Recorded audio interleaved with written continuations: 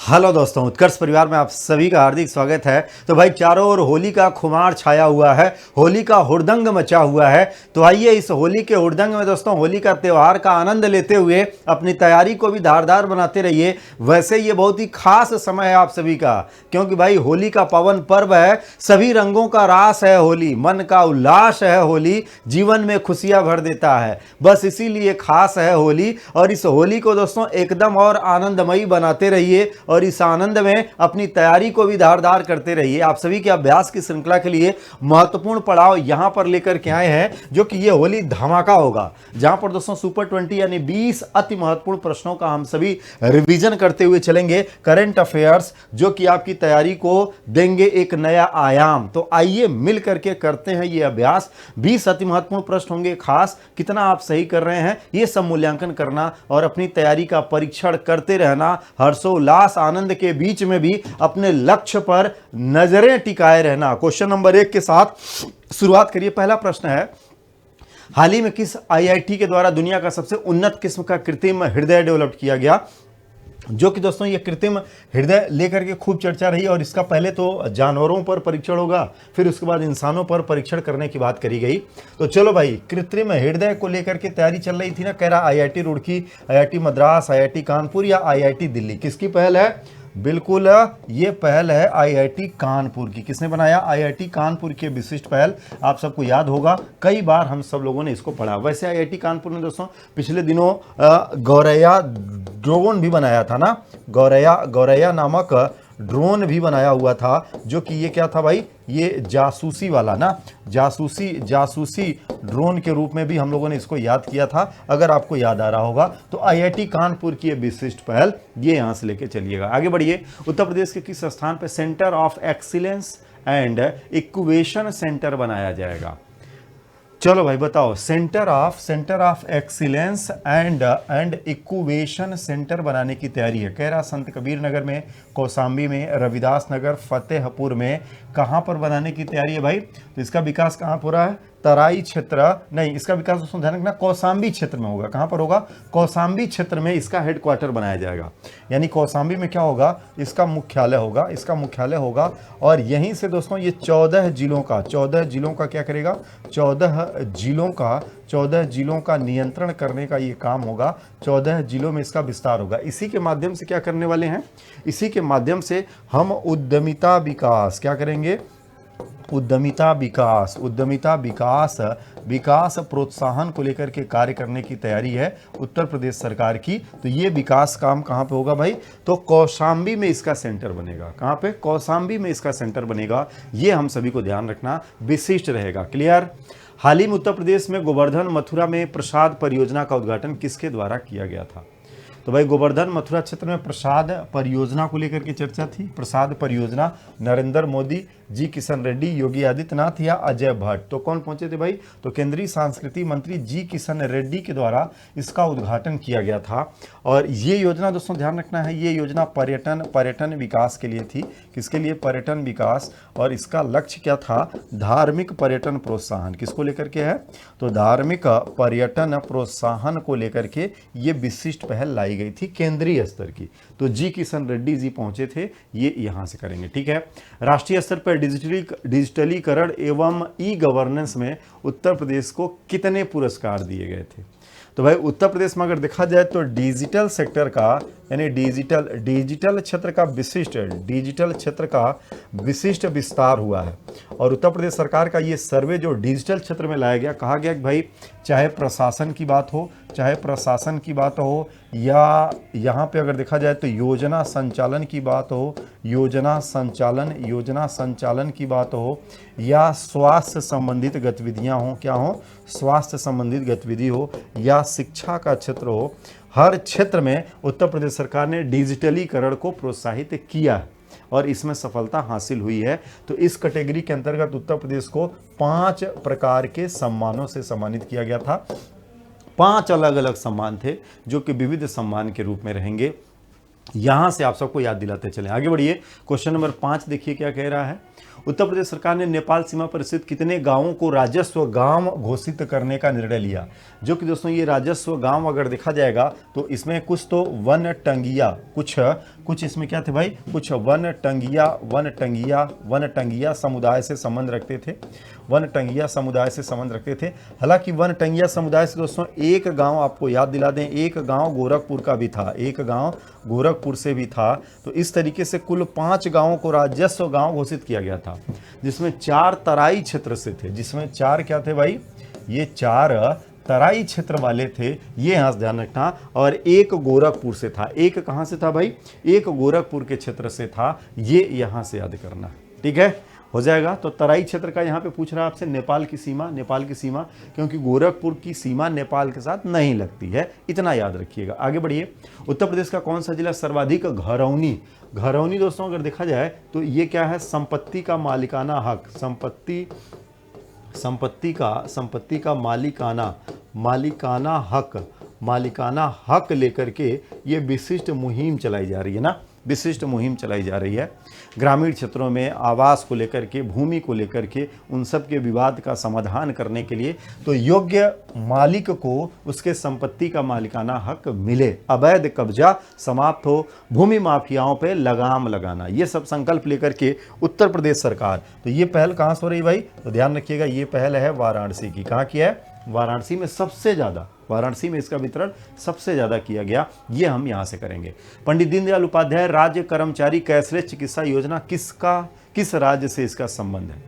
तो इस योजना के अंतर्गत क्या कहा गया था, पंडित दीनदयाल उपाध्याय राज्य कर्मचारी कैशलेस चिकित्सा योजना में उत्तर प्रदेश सरकार की ये योजना थी, किसकी, उत्तर प्रदेश सरकार की योजना। और इसमें उत्तर प्रदेश सरकार क्या लेकर के आई थी, ये लेकर के आई थी कि भाई राज्य कर्मियों की, यानी इसमें राज्य कर्मियों को क्या देना भाई, राज्य कर्मियों को इसमें स्वास्थ्य बीमा देना, स्वास्थ्य बीमा देना, ये उत्तर प्रदेश सरकार का दोस्तों लक्ष्य था, और उनके इलाज के लिए इंतजामात करना। तो पंडित दीनदयाल उपाध्याय राज्य कर्मचारी कैशलेस बीमा योजना उत्तर प्रदेश सरकार किसकी है, उत्तर प्रदेश सरकार, ये यहां से करिएगा। आगे बढ़िए, उत्तर प्रदेश के किस जिले में राष्ट्रीय सिंथेटिक लॉन टेनिस और बास्केटबॉल कोर्ट का निर्माण किया गया? और इसको लेकर के विशिष्ट चर्चा हो रही थी भाई, टेनिस व बास्केटबॉल कोर्ट को लेकर के, और ये निर्माण कहाँ किया गया, तो ये निर्माण कार्य किया गया प्रयागराज में। कहाँ पे, प्रयागराज में, ये यहाँ से ध्यान रखना है। लखनऊ में आयोजित Syed Modi international badminton trophy किसने जीती थी, 2022 वाला, ठीक है, 2022 का तो लखनऊ में ही है, Syed Modi international badminton sector की ये ट्रॉफी का आयोजन लखनऊ में किया गया था। और लखनऊ में इस प्रतियोगिता की विजेता कौन रही थी, तो भाई पीवी सिंधु। कौन रही, पीवी सिंधु का नाम याद रखिएगा, किसका नाम है, पीवी सिंधु, ये यहाँ से करेंगे। भारत की पहली पैरा बैडमिंटन अकादमी उत्तर प्रदेश के किस जिले में बनाई गई? तो भाई भारत की पहली पैरा बैडमिंटन अकादमी, जो कि दोस्तों बाबू केडी सिंह स्टेडियम के अंदर ना, बाबू केडी सिंह स्टेडियम, और ये स्टेडियम कहाँ है, लखनऊ के अंदर। तो निश्चित रूप से उस स्टेडियम के अंदर बनी है, तो जिला कौन सा हो जाएगा भाई, राजधानी क्षेत्र लखनऊ हो जाएगा, ये यहाँ से हम सभी को याद रखना है। क्लियर, आगे बढ़िए। हाल ही में उत्तर प्रदेश के किस विश्वविद्यालय में फैमिली कोर्ट का उद्घाटन किया गया, जहां पर दोस्तों परिवारवाद से संबंधित विषयों को लेकर के सुनवाई की जा सकती है? तो ये कहाँ पे कह रहा, कानपुर विश्वविद्यालय, झांसी विश्वविद्यालय, लखनऊ विश्वविद्यालय या बनारस यूनिवर्सिटी? तो कहाँ पे बनाया गया भाई, याद आ रहा है, कुछ याद आ रहा है तो आंसर करते चलिए अपनी कॉपी में। कहाँ, अपनी कॉपी में फटाफट। तो क्या करें इसका आंसर, इसका आंसर हो जाएगा लखनऊ, इसका आंसर क्या हो जाएगा, लखनऊ हो जाएगा, ये ध्यान रखना है। क्लियर है, आगे बढ़िए, नेक्स्ट पे आइए। उत्तर प्रदेश के किस चिकित्सा संस्थान में पहली बार चरक संहिता की शपथ दिलाई गई? दोस्तों चरक संहिता तो आप सबको याद ही होगा भाई, चरक के द्वारा रचित ये चिकित्सा शास्त्र के लिए बहुत ही महत्वपूर्ण ग्रंथ माना जाता है। तो चिकित्सा के लिए जो भी विद्यार्थी होंगे या जो भी काम होगा उसमें अब चरक संहिता की शपथ दिलाई जाएगी। कह रहा है KGMU लखनऊ, PGI लखनऊ, लक्ष्मीपति सिंघानिया कानपुर या BHU बनारस। तो ये पहल कहाँ पर हुई है, नहीं BHU बनारस में नहीं हुई है, आपके दिमाग में जो चल रहा है गलत हो जाएगा। तो ध्यान रखना, ये चला है KGMU लखनऊ के अंदर बनेगा, ये यहाँ ध्यान रखना है। पिछले दिनों हम लोगों ने पढ़ा था यहीं पर दोस्तों कैंसर ट्रीटमेंट और ब्लड टेस्ट को लेकर के भी यहाँ पर मशीन लगाई गई, जिसको लेकर के चर्चा हो रही थी। क्लियर है, चलिए आगे बढ़िए। नेक्स्ट, हाल ही में किस राज्य में पंचकल्याणम महामहोत्सव का आयोजन किया गया। क्या कह रहा है? पंचकल्याणक महामहोत्सव कहाँ पर बनाया गया भाई? तेलंगाना में, मध्य प्रदेश में, या उत्तर प्रदेश में, या सिक्किम में? कहाँ पे बनाया गया? कौन सा आंसर किया जाए? हाँ, तो अब इसका आंसर क्या करना है? मध्य प्रदेश करना है। क्या है? मध्य प्रदेश करना है भाई। तो सावधानी से करते चलिए, अपनी गंभीरता से अपना मूल्यांकन करते चलिए, क्योंकि इस क्लास में मैं आप सबका कमेंट्स नहीं देख पा रहा हूँ ना, तो आप सबकी आज़ादी है, तो अपना आंसर आप सब खुद अपने पास रखते चलिए। क्या है? अपना आंसर अपने पास रखते चलिए आप सभी लोग। तो मध्य प्रदेश, हाँ, बस अभ्यास करते रहिए ताकि भाई आपका अभ्यास अनवरत जारी रहे, उसमें किसी प्रकार की कमी ना हो, क्योंकि भाई विजेता बनने के लिए ज्ञान, विज्ञान, बाहुबल, भुजबल, इन सब के साथ साथ सबसे ज़रूरी होता है अभ्यास। सबसे ज़रूरी क्या होता है? अभ्यास होता है भाई। तो मध्य प्रदेश ये यहाँ से लेके चलिएगा। हाल ही में उत्तर प्रदेश में फ्रॉम लखनऊ टू लुटियंस किताब का विमोचन हुआ। इसके लेखक कौन थे, जिसको लेकर के खूब चर्चा हुई थी? तो फ्रॉम लखनऊ टू लुटियंस, ये पुस्तक कह रहा शांतनु गुप्ता, उदय माहुरकर, या अभिज्ञान प्रकाश, या सैफ किदवई, किसकी रचना थी भाई? तो ध्यान रखना, अभिज्ञान प्रकाश इसको लेकर के आए थे, इनके द्वारा लिखी गई ये चर्चित रचना थी। ये यहां से करिएगा। उत्तर प्रदेश में कायाकल्प अवार्ड स्कीम के तहत प्रथम स्थान निम्नांकित में से किसने प्राप्त किया? पहला स्थान किसको मिला है? जिला महिला चिकित्सालय मुजफ्फरनगर को, जिला महिला चिकित्सालय ललितपुर को, जिला महिला चिकित्सालय मेरठ को, जिला चिकित्सालय लखनऊ को। ये दोस्तों अवार्ड ध्यान रखना है, ये कायाकल्प प्राथमिक स्वास्थ्य केंद्र विकास के लिए मिला है, और चिकित्सा क्षेत्र में विशिष्ट पहल, विशिष्ट योगदान के लिए। तो ये सम्मान किसको मिला? जिला महिला चिकित्सालय मुजफ्फरनगर को मिला भाई। ये यहां से याद रखना है। देश में मंदिर स्थापत्य कला का सम्मेलन देवायातनम का आयोजन कहाँ किया गया था? पिछले दिनों इसको लेकर के खूब चर्चा हो रही थी। तो ये आयोजन कहाँ पर किया गया था भाई? कर्नाटक में। कर्नाटक में कहाँ? तो विजयनगर की राजधानी हम्पी, यानी विजयनगर की राजधानी हम्पी में इसका आयोजन किया गया था। ये यहाँ से ध्यान रखिएगा, ठीक है। महत्वपूर्ण सवाल बनेगा आप सबके एग्जाम के दृष्टिकोण से। हाल ही में प्रधानमंत्री किसान सम्मान निधि योजना की तीसरी वर्षगांठ मनाई गई। इसे उत्तर प्रदेश के किस स्थान से आरंभ किया गया है? यानी इसकी शुरुआत उत्तर प्रदेश में कहां से करी गई? क्या कह रहा है? प्रधानमंत्री किसान सम्मान निधि योजना की तीसरी वर्षगांठ मनाई गई थी, तो इसे कहां से शुरू किया गया था? याद आ रहा है ये योजना क्या है? ये योजना वही है जिसमें किसानों को दोस्तों 2,000 रुपए की 3 किस्त वार्षिक स्तर पे कुल 6,000 रुपया मिलता है। कुल 6,000 रुपया मिलता है ना किसानों को, जो कि इनकी फसल की बुआई के लिए, फसल की सिंचाई के लिए, और साथ में फसल की कटाई के लिए भाई। तो ये योजना कहाँ से शुरू करी गई थी? कह रहा वाराणसी से, गोरखपुर से, लखनऊ से, या प्रयागराज से। तो ये योजना खुद प्रधानमंत्री नरेंद्र मोदी ने इसका अनाउंसमेंट, इसका उद्घाटन किया था, और इस योजना को दोस्तों शुरू किया गया था गोरखपुर से। कहाँ से? गोरखपुर से इसको आरंभ किया गया था। ये यहाँ से याद रखना है। याद है? चलिए फिर, बहुत अच्छा है। विदेश मंत्रालय के द्वारा आयोजित सांस्कृतिक संध्या कार्यक्रम में उत्तर प्रदेश के कौन से नृत्यों की प्रस्तुति दी गई थी? तो ये एक सांस्कृतिक कार्यक्रम का आयोजन किया गया था विदेश मंत्रालय के द्वारा, और इसमें उत्तर प्रदेश से भी कुछ चर्चित नृत्यों को सम्मिलित किया गया था, जिसमें एक तो कथक अगर देखेंगे तो ये क्या है? ये उत्तर प्रदेश का शास्त्रीय नृत्य है ना, क्लासिकल डांस है उत्तर प्रदेश का। ये क्या होता है? उत्तर प्रदेश का ये शास्त्रीय नृत्य है, तो कथक को सम्मिलित किया था। साथ ही में दोस्तों किसको सम्मिलित किया था? चरकुला अगर देखेंगे तो ये ब्रज भूमि का है। हालांकि रासलीला भी ब्रज भूमि की है, लेकिन सम्मिलित किया गया था किसको? चरकुला और कथक को। तो आंसर क्या हो जाएगा आपका? डी हो जाएगा। ए और बी दोनों हो जाएंगे। क्या है?